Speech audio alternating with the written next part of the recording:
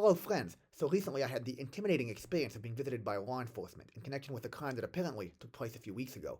They wanted to ask me some questions about whether I knew some of the people who were involved. Now, I do have admittedly a little bit of a shady side from time to time, but of course, when I talk to law enforcement, I'm always honest. So I told them everything I knew about the situation, which in this case was nothing. And so they seemed satisfied with my answers, but they still said I need to submit a sworn written statement, which I guess they call an affidavit, for the court. Well, I said, that seems a little excessive. I mean, my answers to your questions are basically quite literally sworn statements, so why isn't that enough? They saw things differently and tried to explain how things worked in the legal system, but I insisted. Well, I get how the legal system works, but my considerations are more etymological. You see, an answer, whether spoken or written, isn't itself a sworn statement.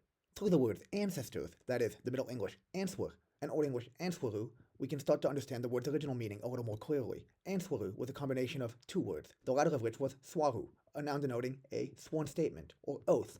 And this ancestor of a modern word is the reason why it's written with a W, even though it's not pronounced. So when someone gives you an answer in English or in other Germanic languages who also have a related word for answer, such as Swedish, Danish, and Icelandic, then no matter how trivial, whatever that person says, by original definition at least, should be considered the equivalent of a sworn statement before an inquiring authority.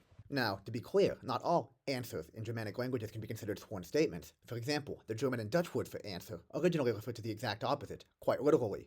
They were what you give as a counterword, so to speak, to a question. Also, what's interesting is that, as we know, answer and response are synonyms, but they also have similar original meanings. Response comes from the Latin verb respondeo, which literally means to promise again. So there you go. When someone asks you questions, whether it be a friend or a law enforcement officer, remember, whether you give a response or an answer, you're basically guaranteeing that what you're saying is true. So in this case, my explanation about why my verbal responses should be by definition considered authoritative wasn't enough to convince the detectives who were questioning me that day. I guess that the legal process sadly wasn't designed with etymological considerations in mind, so I'll go ahead and formally sign my affidavit for the court, and that way my statement will be twice sworn, once orally, and then once again later in writing, just for good measure. Thanks for watching.